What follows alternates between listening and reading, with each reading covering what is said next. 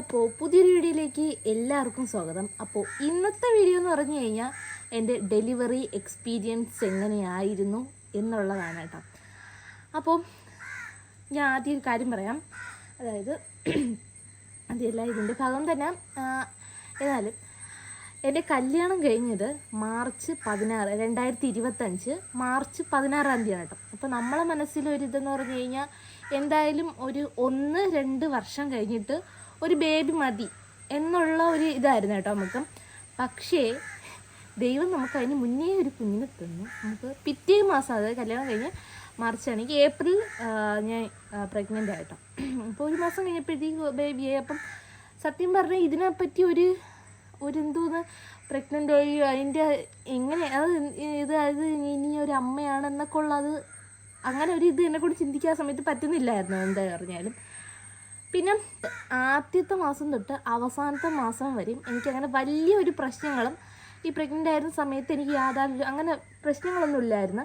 ഒരു 3 മാസമായ ടൈമിൽ എനിക്ക് ജസ്റ്റ് ചെറുതായിട്ട് തൈറോയ്ഡ് ഉണ്ടായിരുന്നു കേട്ടോ. അതായത് 1 അല്ലെങ്കിൽ 1.5 ഒക്കെ ഈ തൈറോയ്ഡ് ആവുകയുള്ളൂ. പക്ഷേ എനിക്ക് 3-4 കൊണ്ടുണ്ടായിരുന്നു. അപ്പോൾ അത് ചെറിയൊരു പ്രശ്നമായിരുന്നു. അല്ലാതെ എനിക്ക് വേറെ പ്രശ്നങ്ങളൊന്നും ഇല്ലായിരുന്നു. പക്ഷേ അത് ഞാൻ ടാബ്ലറ്റ് എടുത്തു. പിറ്റേ മാസം ഞാൻ അത് ടെസ്റ്റ് ചെയ്തപ്പോഴത്തേക്ക് എനിക്ക് നോർമലായി. പിന്നെ ഞാൻ അത് ടാബ്ലറ്റ് കഴിച്ചിട്ടില്ല. അപ്പോൾ ആ ഒരു സമയത്ത് ഇത് വന്നു. അല്ലാതെ പിന്നെ എനിക്കങ്ങനെ വലിയ വേറെ പ്രശ്നങ്ങളൊന്നും എനിക്ക് അത് ഡെലിവറി കഴിയുന്നവരെയും വേറെ പ്രശ്നങ്ങളൊന്നും ഇല്ലായിരുന്നു. അപ്പോൾ എന്തോന്ന് എനിക്ക് അത് ഞാൻ ഇതിന് മുന്നേ ഒരു കാര്യം പറയാം. ഞാൻ ഈ ഹോസ്പിറ്റലിൽ പോയിരുന്ന ടൈമിൽ എൻ്റെ കൂടെ ചേട്ടയില്ല. കാരണം ചേട്ടൻ അത് ലീവിന് വന്നിട്ടില്ലായിരുന്നു. എനിക്ക് തോന്നുന്നു ഒരു ലാസ്റ്റ് സ്കാനിങ്, അതായത് 8ാം മാസത്തിൽ എങ്ങോട്ട് സ്കാനിങ്ങിനാണ് ചേട്ടൻ, ആ ടൈമിലാണ് ചേട്ടൻ നാട്ടിൽ വരുന്നത്. അതിന് മുന്നേ ഒരു ചേട്ടൻ നാട്ടിലായിരുന്നു. അപ്പം ഹോസ്പിറ്റലിൽ പോകുന്ന സ്വാഭാവികമായിട്ടും ഞാനും എൻ്റെ നാത്തൂനും അമ്മയും കൂടി, എൻ്റെ അമ്മയും കൂടിയാണ് നമ്മൾ ഇവിടെ ഹോസ്പിറ്റലിൽ പോയിക്കൊണ്ടിരുന്നത്. അവിടെ ചെല്ലുമ്പോൾ ഞാൻ കാണുന്ന കാഴ്ച ഞാൻ പറഞ്ഞുതരാം. അതായത് ഓരോരുത്തർ സ്വാഭാവിക ഒരു ഹസ്ബൻഡിൻ്റെ കൂടെ ആയിരിക്കും വരുന്നത്. അപ്പം അത് ഓരോരുത്തർ ഇങ്ങനെ തലയിൽ തോളിച്ചാഞ്ഞ് ഇങ്ങനെ കിടക്കുന്നു. മറ്റേ കുറേ നട്ട്സ് കൊണ്ടുവന്നിട്ട് അത് കഴിക്കുന്നു. മറ്റേ എനിക്ക് അറിഞ്ഞൂടെ വയറ്റിലൊക്കെ ഇങ്ങനെ പിടിച്ചോണ്ട്. സത്യം പറഞ്ഞാൽ വയറ് പോലും ആ ടൈമിൽ ഫസ്റ്റ് 2nd മന്ത് ഇതൊന്നും ഒരു 3ാം മാസം വരെയൊന്നും അങ്ങനെ വലുതായിട്ട് വലിയ വയറൊന്നും വരത്തോലും ഇല്ല. ആ ടൈമിൽ താങ്ങി പിടിച്ചുകൊണ്ടൊക്കെ നടക്കുന്നു. പിന്നെ ഒരു കാര്യം, അത് ഫസ്റ്റ് പ്രഗ്നൻസി ആകുമ്പോഴത്തേക്ക് ഇതായിരിക്കാം, എനിക്ക് അറിഞ്ഞൂടാ. പക്ഷെ അതൊക്കെ ഇച്ചിരി ഓവറായിട്ട് എനിക്ക് തോന്നിയിട്ടുണ്ട്. എൻ്റെ പൊന്നു ഇതിനെക്കാട്ടി ക്രിഞ്ചായിട്ട് വന്നു. കുറേ നട്ട്സ് കൊണ്ടുവരുന്നത് കഴിക്കുന്നതൊക്കെ സ്വാഭാവികമായിട്ടുള്ള കാര്യമാണ്, അതൊന്നും പ്രശ്നമില്ല. അങ്ങനെയല്ല, നട്ട്സ് എടുത്ത് ഇങ്ങനെ എനിക്കൊന്നും പറഞ്ഞു തരാൻ എനിക്ക് അറിഞ്ഞൂടാ. അതായത് നട്ട്സ് എടുത്ത് എൻ്റെ പൊന്നും ഭയങ്കര എന്തോ എനിക്ക് ഭയങ്കര ക്രിഞ്ചായിട്ട് ആ സമയത്ത് എനിക്കത് പറഞ്ഞു തരാൻ എനിക്ക് അറിഞ്ഞൂടാ. അത് ഇങ്ങനെ എപ്പോഴും ഇങ്ങനെ കുറേ ഫുഡൊക്കെ കൊണ്ടൊക്കെ ഇങ്ങനെ വലിച്ച് വാരിയൊക്കെ ഇങ്ങനെ കൊടുക്കുന്നു. അങ്ങനെയൊക്കെയുള്ള കുറേ കാര്യങ്ങൾ ഞാൻ സത്യം പറഞ്ഞാൽ സീരിയസ് ആയിട്ട് ഹോസ്പിറ്റലിൽ പോയപ്പോൾ കാണുന്നേക്കാം. ഇത് കാണുമ്പോൾ എൻ്റെ നാത്തും പറയായിരുന്നു, അത് നീയും ഇനി അടുത്തതിനോട് കുറേ നട്ട്സൊക്കെ കൊണ്ടുവരണം, ഒരു അമ്മക്കും അതുപോലെ കഴിച്ച് കാണിച്ചു കൊടുക്കണം എന്നൊക്കെ ഉള്ള. പക്ഷേ സത്യത്തിൽ അതൊന്നുമല്ല. എനിക്ക് ആ ടൈമിൽ എൻ്റെ കൂടെ ചേട്ടൻ വേണമെന്ന് ഞാൻ കുറേ വട്ടം ഞാൻ ആഗ്രഹിച്ചിട്ടുണ്ട് കേട്ടോ ആ ടൈമിൽ. കാരണം എല്ലാവരും അവരുടെ ഹസ്ബൻഡിൻ്റെ കൂടെ ഇരിക്കുമ്പോഴേ സ്വാഭാവികമായിട്ട് എനിക്കും ആ ഒരിത്. പക്ഷേ ചേട്ടൻ ഇല്ലല്ലോ. പിന്നെ ഞാനും അമ്മയും എൻ്റെ നാത്തൂനും കൂടി നമ്മൾ പോയി. അത് ഞാൻ ഗോകുലം ഹോസ്പിറ്റലിലാണ് കാണിച്ചുകൊണ്ടിരുന്നത്. ഞാൻ കാണിച്ച ഡോക്ടർ നീലിമയെന്ന് പറയുന്നത്, ഡോക്ടർ നീലിമ, അതായത് അവിടുത്തെ ഹെഡാണ് കേട്ടോ എൻ്റെ. അപ്പോൾ അവരെയാണ് ഞാൻ കാണിച്ചുകൊണ്ടിരുന്നത്. അതുപോലെ തന്നെ കാണിക്കാനായിട്ടാണെങ്കിൽ നമ്മൾ രാവിലെ ഇവിടെ നിന്ന് പോയി കഴിഞ്ഞാൽ ഞാൻ കാണിച്ചിട്ട് തിരിച്ചു വരുമ്പോൾ എങ്ങനെയാലും 5 മണിയൊക്കെ കഴിയുമായിരുന്നു. 5 മണിയൊക്കെ ആവുമായിരുന്നു. അത്രയും തിരക്കാണ് ഇത് ഡോക്ടറിനെ കാണാനായിട്ടും. അത്ര ബിസി ആയിട്ടുള്ളൊരു ഡോക്ടറാണ് ഞാൻ കണ്ടത്. അതായത് അവർ ഭയങ്കര നല്ല ഇതാണെന്നാണ് പറഞ്ഞത്.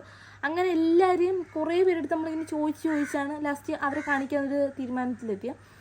അങ്ങനെ അത് അവരെയാണ് ഞാൻ കാണിച്ചു കേട്ടോ. അതുപോലെ തന്നെ അത് നമ്മൾ ഈ പ്രഗ്നൻ്റ് ആയിരിക്കുന്ന ടൈമിൽ അതായത് 8 to 10 കിലോ വരെ വെയിറ്റ് കൂടണം എന്നുണ്ട്. എന്നാലേ നമുക്കും ബേബിക്കും ഒരേപോലെ വെയിറ്റ് സെയിം ഇതാവത്തുള്ളൂ എന്നാണ് ഡോക്ടർ പറഞ്ഞത്. അപ്പോൾ 8 to 10 കിലോ. അപ്പോൾ എനിക്ക് കല്യാണം ആയ സമയത്ത് 72 കിലോ എന്നായിരുന്നു. പ്രഗ്നൻ്റ് ആയപ്പോഴും 72 തന്നെ. എനിക്ക് തോന്നുന്നു ഒരു 4-5 മാസം ആയപ്പോഴും എനിക്ക് 75 കിലോ ഞാൻ അങ്ങോട്ട് മാക്സിമം എങ്ങനെയും പോയി 76 കിലോ. അതിൽ കൂടുതൽ എനിക്ക് വെയിറ്റ് വരത്തില്ലായിരുന്നു. എന്നിട്ടൊന്നും എനിക്കറിഞ്ഞൂടാ. സാധാരണ ചുമ്മാ കഴിച്ചാലും വെയിറ്റ് കൂടുന്ന എനിക്ക് ആ ടൈമിൽ വെയിറ്റേ കൂടില്ല.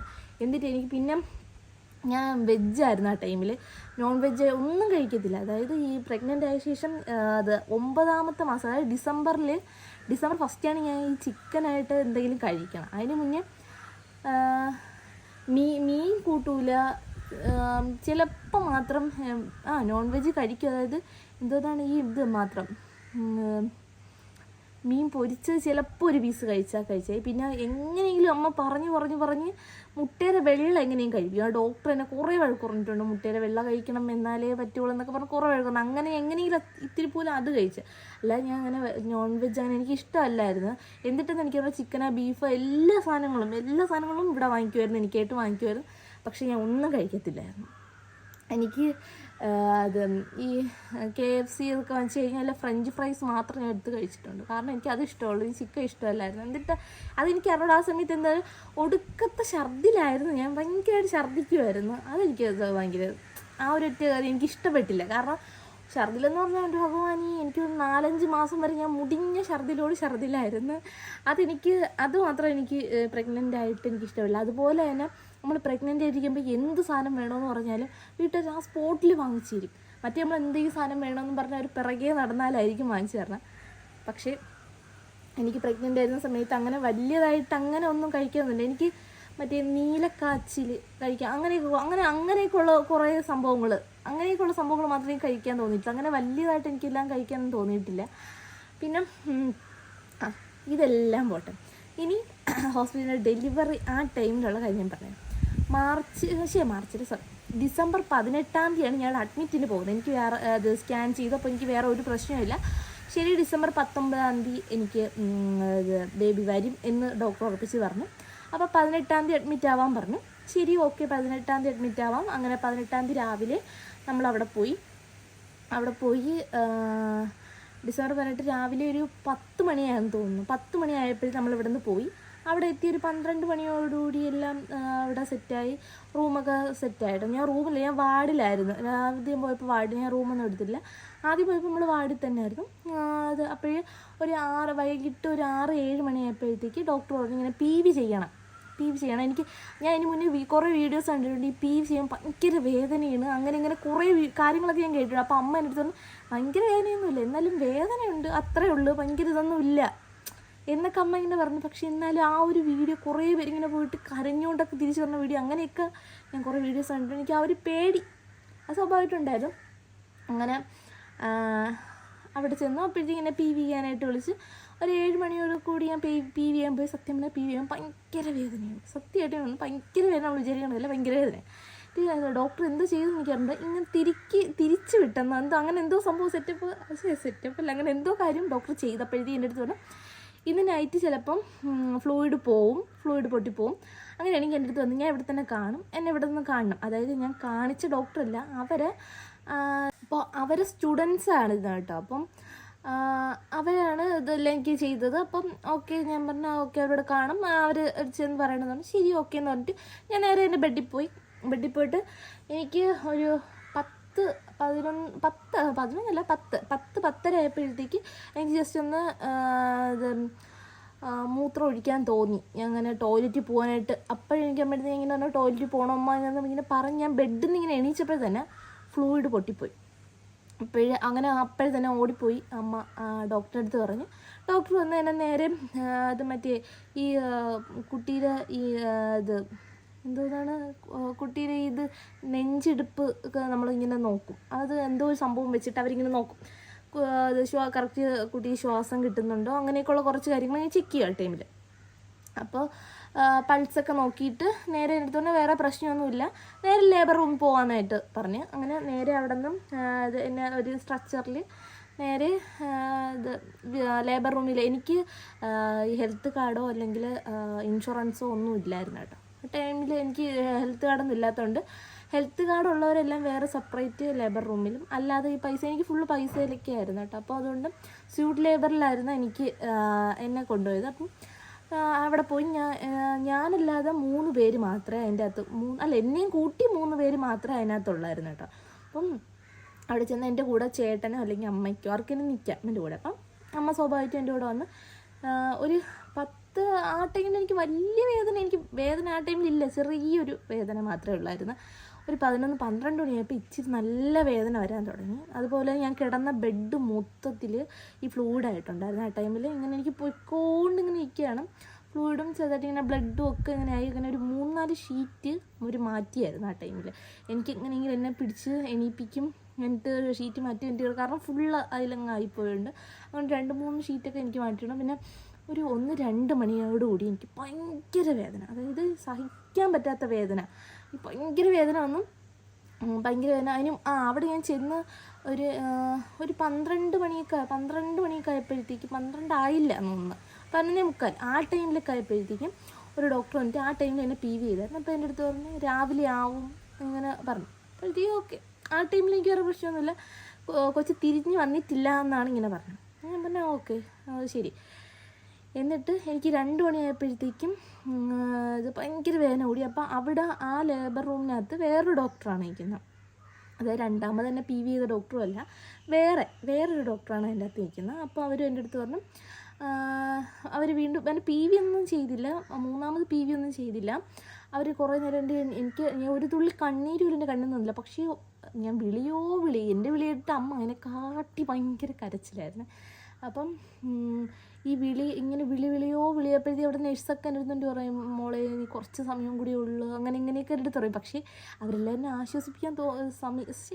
ആശ്വസിക്കാൻ ശ്രമിക്കണമെങ്കിലും എനിക്ക് ഭയങ്കര വേദന, എനിക്ക് സഹിക്കാൻ വയ്യാത്ത വേദനയായിരുന്നു. കുറച്ച് കഴിഞ്ഞിട്ട് ആ ഡോക്ടറിൻ്റെ അടുത്ത് ദേഷ്യപ്പെടുന്ന രീതിയിൽ ഇങ്ങനെ പറഞ്ഞ്, എന്തോന്ന് നീ മാത്രമല്ല ഇവിടെ പ്രസവിക്കാൻ കിടക്കണം, എല്ലാവരും ഇങ്ങനെയൊക്കെ തന്നെ, എന്തായാലും ഉച്ചയാവും എന്നിങ്ങനെ എൻ്റെ അടുത്ത് പറഞ്ഞു. എൻ്റെ പൊന്നോ, അതും കൂടി കേട്ടപ്പോഴത്തേക്കോ ഞാൻ സമയത്ത് തളർന്ന് തരിപ്പണമായിരുന്നു. എൻ്റെ പൊന്നോ, എനിക്ക് ആ ഒരു ഇത് എനിക്ക് ഇപ്പോൾ പോലും എനിക്ക് ചിന്തിക്കാൻ വയ്യ, അത്രയ്ക്ക് ഭയങ്കര ഒരു ഭീകരാവസ്ഥയായിരുന്നത്. അങ്ങനെ ഞാൻ വേദന എടുത്ത് എനിക്ക്, അതായത് ആ സമയങ്ങളായപ്പോഴത്തേക്ക് ഞാൻ മൊത്തത്തിൽ തളർന്നു പോയി. കാരണം എന്ന് പറഞ്ഞാൽ ഈ ഉച്ചയാവും, കാരണം ഞാൻ രാത്രി 10 മണി തൊട്ട് എനിക്ക് ആ വേദന തുടങ്ങിയതാണ്. അപ്പോൾ ഇനി ഉച്ചയാവും എന്ന് പറയുമ്പോൾ എത്ര സമയം ഞാൻ ഈ വേദന കടിച്ച് പിടിക്കണമെന്ന് എനിക്കറിയില്ല. ലാസ്റ്റ് ഞാൻ അവിടെ കിടന്ന് എന്തൊക്കെ പൊട്ടത്തരങ്ങൾ വിളിച്ചു പറഞ്ഞെന്ന് എനിക്കറിയില്ല. ഇനി ഞാൻ ജീവിതത്തിലേ പ്രസവിക്കൂല എന്ന് വരെ ഞാൻ പറഞ്ഞു പോയി. അയ്യോ എൻ്റെ ഭഗവാനെ, ഈ പ്രസവ വേദന എന്ന് പറഞ്ഞാൽ ഇതിന് മുന്നേ കേട്ടിട്ടുണ്ട്, നമ്മുടെ ശരീരത്തിൽ എല്ലാം ഒടിയണ വേദനയാണ് ഈ പ്രസവ വേദന. ഈ എല്ലാം ഒടിഞ്ഞാൽ പോലും ഇത്രയും വേദന വരില്ലെന്ന് എനിക്ക് തോന്നുന്നു. എൻ്റെ ഭഗവാനെ, വേദനയെന്ന് പറഞ്ഞാൽ ആ വേദന എനിക്കിപ്പോൾ ഫീൽ ചെയ്യാൻ ഒരിക്കലും പറ്റില്ല, എനിക്കത് ഓർക്കാൻ എനിക്ക് പറ്റൂല, അത്രയ്ക്ക് ഭയങ്കര ഇതായിരുന്നു. എന്തായാലും രാവിലെ 7 മണിയായപ്പോഴത്തേക്ക്, അതായത് ഇവർ എന്നിട്ട് പിന്നെ എന്നെ നോക്കുന്നത്, അതായത് ഞാൻ ഈ വിളി അല്ലെങ്കിൽ വന്നിട്ട് വേറെ എന്നെ നോക്കി ഡോക്ടർ ജസ്റ്റ് ഒന്ന് വന്ന് നോക്കി ഒന്നും ചെയ്തില്ല.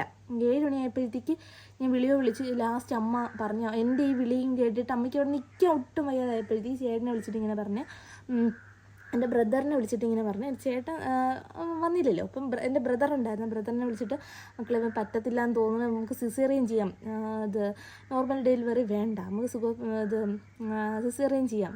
പക്ഷേ സിസേറിയൻ ചെയ്യാനും അവിടെ നിൽക്കുന്നവർ താമസിക്കണില്ല. ഒരു സിസേറിയൻ അല്ല, ഇവർക്ക് ഇത് ചെയ്യാൻ പറ്റും, നമുക്ക് സുഖപ്രസവം തന്നെ ഇങ്ങനെ അവർ പറയുകയാണെങ്കിലും, പക്ഷേ എനിക്ക് പിടിച്ചിരിക്കാൻ പറ്റണില്ലായിരുന്നു. ലാസ്റ്റ് ചേട്ടൻ നേരെ അവിടുത്തെ ഈ എനിക്ക് തോന്നുന്നു ഈ ഇതിൻ്റെയൊക്കെ ഒരു ഹെഡ് ഉണ്ടാകുക, അവരെയൊക്കെ ചേട്ടൻ വിളിച്ചിട്ട് ലാസ്റ്റ് ഇങ്ങനെ പ്രശ്നം ഉണ്ടാക്കിയപ്പോഴത്തേക്ക് ഒരു 10-12 ഡോക്ടർമാർ ആ ടൈമിൽ ചറ പറഞ്ഞ് ഓടി എൻ്റെ അടുത്ത് വന്ന് അതിൻ്റെ സാന്ദ്രയായിരുന്നു ചോദിച്ചു. അപ്പോഴത്തേക്ക് അമ്മ പറഞ്ഞു, ഇതാണ് അതുപോലെ എനിക്ക് എന്തിനു ചെയ്യണമെന്ന് എനിക്ക് അറിഞ്ഞുകൂടാ, എനിക്ക് പറയാൻ പോലും വയ്യ. അപ്പോൾ അവർ വന്നിട്ട് എൻ്റെ പറഞ്ഞു PV അവർ PV ചെയ്ത് അപ്പോഴാ സ്പോട്ടിൽ അവർ പറഞ്ഞു, കൊച്ചിൻ്റെ തല വെളി വന്നിരിക്കുകയാണ്, എന്ത് ഇത്ര നേരം നോക്കാത്തതെന്ന് പറഞ്ഞ്.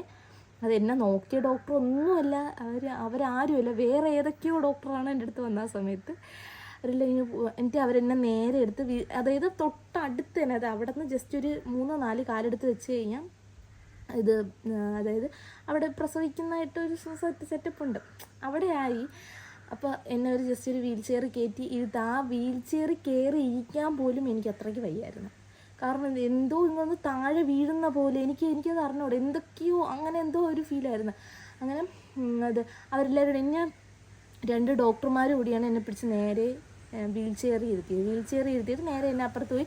എന്നിട്ട് അവിടെ നിന്ന് ഒരു 3-4-5 പേരോട് കൂടിയാണ് എന്നെ ആ ഒരു ഇതിൽ കിടത്തുന്നത് തന്നെ. കാരണം എനിക്ക് ഓൾറെഡി വെയിറ്റ് ഉണ്ട്, എനിക്ക് ആ ടൈമിൽ 80 ഞാൻ പ്രസവിക്കുന്ന സമയത്ത് എനിക്ക് 80 കിലോ ആയിട്ടുണ്ടായിരുന്നു. അപ്പം അപ്പോൾ സ്വാഭാവികമായിട്ട് ആ ഒരു ഇത് അപ്പോൾ അത്രയും വെയിറ്റും കൂടെ ഉള്ളതുകൊണ്ട് എനിക്ക് 3-4-5 പേര് കൂടി ചേർന്നാണ് എന്നെ എടുത്ത് അവിടെ കിടത്തുന്നത്. എനിക്ക് സ്വയമായിട്ട് കയറി ഇരിക്കാൻ പോലും എനിക്ക് പറ്റുന്നില്ല. എന്നാൽ ഞാൻ കുറേ മറ്റേ ഈ ദിയ കൃഷ്ണയുടെയൊക്കെ ഈ ഡെലിവറി വീഡിയോ ഞാൻ കണ്ടായിരുന്നു കേട്ടോ. അമ്മയെന്ന് എൻ്റെ കാണില്ലെന്ന് പറഞ്ഞു എന്നിട്ട് ഞാൻ കണ്ടായിരുന്നു. അവർ എനിക്ക് ഒരു കുറേ വട്ടം പുഷ് ചെയ്ത് കാണും. അങ്ങനെ ഒരിത് സത്യത്തിൽ ഞാൻ ഒരു 3 വട്ടം ഞാൻ പുഷ് ചെയ്തതേ ഉള്ളൂ. ആ 3-ാമത്തെ വട്ടം എനിക്ക് 3-ാമത്തെ വട്ടം ചെയ്യേണ്ട ആവശ്യം പോലും ഇല്ലായിരുന്നു. അതിന് മുന്നേ കുട്ടി കയ്യിൽ വന്നു. കാരണം അത്രയ്ക്ക് ഇത് കുട്ടി ഇത് വന്ന് പുറത്തിരിക്കുകയായിരുന്നു. എന്നിട്ടാണ് അവിടെ നിന്ന് ആ ഒരു ഡോക്ടർ എനിക്ക് എന്തിട്ടാണെന്ന് എനിക്ക് അവരെ ഇഷ്ടപ്പെട്ടതേ ഇല്ല. ഒരു പക്ഷേ അല്ലെങ്കിൽ അവർക്ക് ജസ്റ്റ് എൻ്റെ അടുത്ത് വന്നിട്ട് ഒരു ആശ്വാസമാക്കി കണക്ക് സമാധാനപ്പെട്, ഇപ്പോൾ ഉടനെ വരും, ഡോക്ടർ വരുമെന്ന് അങ്ങനെ എന്തെങ്കിലും അങ്ങനെ ഒന്നുമല്ല അവർ പറഞ്ഞത്. ലാസ്റ്റ് അവർ പ്രസവിച്ച് കുഞ്ഞിനെ എടുത്ത സമയത്ത് അവരൊരു ഡയലോഗ്, ഇപ്പോൾ കണ്ട നിൻ്റെ കുഞ്ഞിനെ കണ്ട എന്ന് ചോദിച്ചു. എനിക്കത് ഒട്ടും ഇഷ്ടപ്പെടില്ല. ഞാൻ പിന്നെ ഡോക്ടറല്ലേ അതുകൊണ്ട് വിട്ട് കളഞ്ഞ്. എന്തായാലും അങ്ങനെ പ്രസവം എടുത്തിട്ട് കൊച്ചിനെ ഇങ്ങനെ പ്രസവിച്ച് കഴിഞ്ഞിട്ട് ഡോക്ടർ ഇങ്ങനെ എടുത്ത് പൊക്കിയിട്ട് ഇങ്ങനെ എടുത്ത് കൈ പൊക്കിയിട്ട് എൻ്റെ അടുത്ത് ഇങ്ങനെ എൻ്റെ നെഞ്ചിലിങ്ങനെ എടുത്ത് വെച്ച് നെഞ്ചിലിങ്ങനെ എടുത്ത് വെച്ചാൽ ഒരു ഷീറ്റ് എൻ്റെ നെഞ്ചിലിങ്ങനെ ഇട്ടിട്ടുണ്ട്. എൻ്റെ നെഞ്ചിലിങ്ങനെ എടുത്ത് വെച്ചപ്പോഴത്തേക്കും ഒരു ചൂട്, അത് എന്തോന്ന് ചൂട് എന്ന് എനിക്കറിയണം. ഒരു നല്ലൊരു ചൂട്, നല്ല ചൂടായിരുന്നു. എൻ്റെ നെഞ്ചെടുത്തെന്ന് വെച്ചാൽ നല്ല ആ ടൈമിൽ ഞാൻ കരഞ്ഞു പോയി. ആ ടൈമിൽ സത്യം പറഞ്ഞ് ഞാൻ കരയണത്.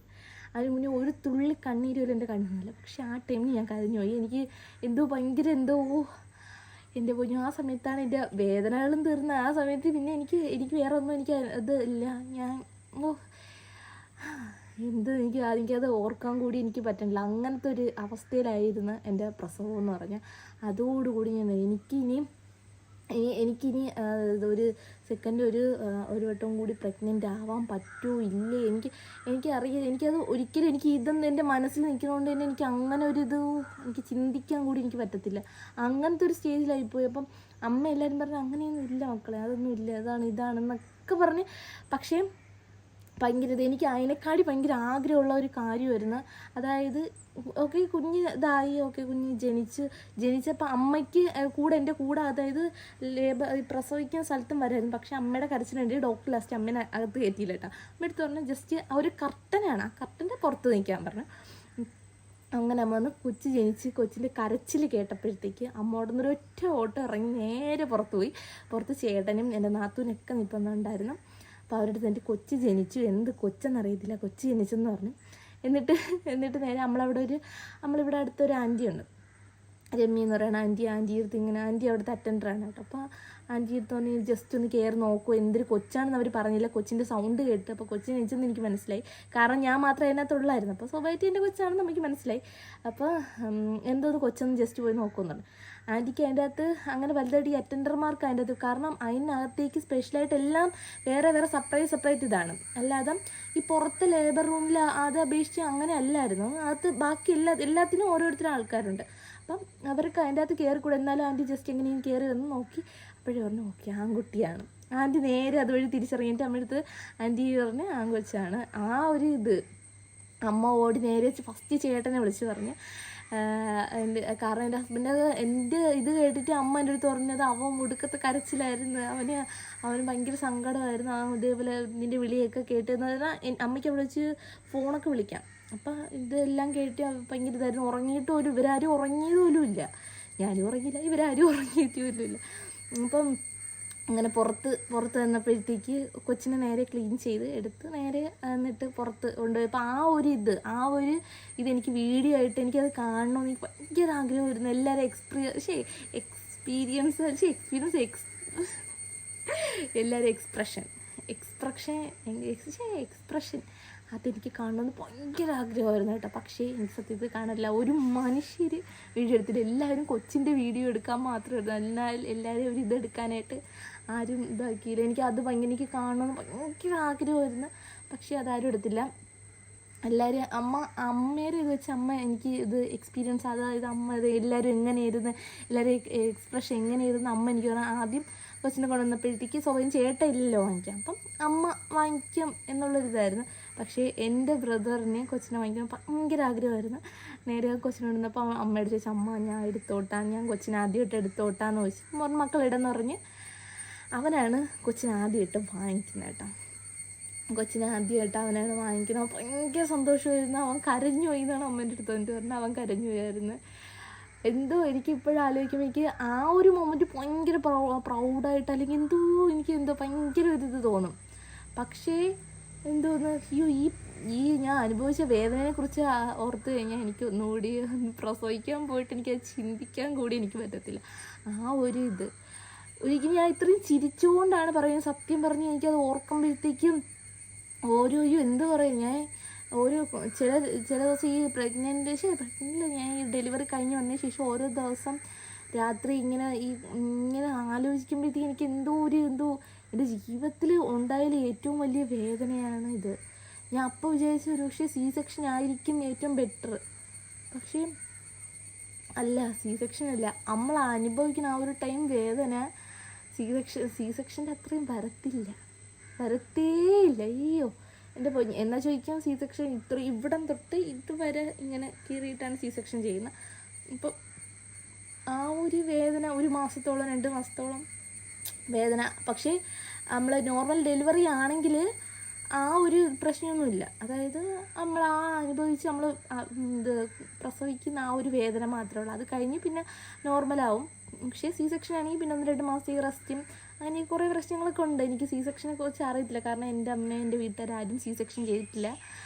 അതുകൊണ്ട് എനിക്ക് അതിനെക്കുറിച്ച് എനിക്ക് വലുതായിട്ട് അറിഞ്ഞൂടാ. എനിക്ക് സി സെക്ഷനെ പറ്റി വലുതായിട്ടൊന്നും അറിയത്തില്ല. ഒരു പക്ഷേ സി സെക്ഷൻ ചെയ്തിട്ടുള്ളവർക്കേ അതിൻ്റെ വേദന എങ്ങനെയാണെന്ന് അറിയുള്ളൂ. കാരണം എനിക്ക് നോർമൽ ഡെലിവറി ആയതുകൊണ്ട് എനിക്ക് അതിൻ്റെ വേദന മാത്രമേ എനിക്കറിയത്തുള്ളൂ. അല്ല സി സെക്ഷൻ ചെയ്തിട്ടുണ്ട് എനിക്ക് അറിയത്തില്ല. ഒരിക്കലും ഞാൻ അവർ താത്തി പറയുന്നതല്ല, കാരണം പ്രസവം എന്ന് പറഞ്ഞാൽ വലിയൊരിതാണ്. അപ്പോൾ ഒരിക്കലും ഞാൻ അവർ താത്തി പറയുന്നതല്ല. പക്ഷേ എനിക്ക് തോന്നിയിട്ടുണ്ട് ഒരു പൊടിക്ക് എന്തായാലും ഈ സുഖപ്രസവത്തിനാണ് ഇത്. അതായത് എനിക്ക് അതിനെക്കാളും എനിക്ക് വലിയൊരു കാര്യം അറിഞ്ഞത്, ഈ സുഖപ്രസവം എന്നിട്ടവനെ എൻ്റെ കൈ കിട്ടിയ ഒരെണ്ണം നല്ല വൃത്തിയാണ് എനിക്ക് കൊടുക്കാൻ തോന്നിയിട്ടുണ്ട്. കാരണം സുഖപ്രസവം എങ്ങനെ പറയും, ഇത് സുഖിച്ച് പ്രസവിക്കുന്ന ഒന്നാണ്. അല്ല, ഒരിക്കലും ഇതല്ല.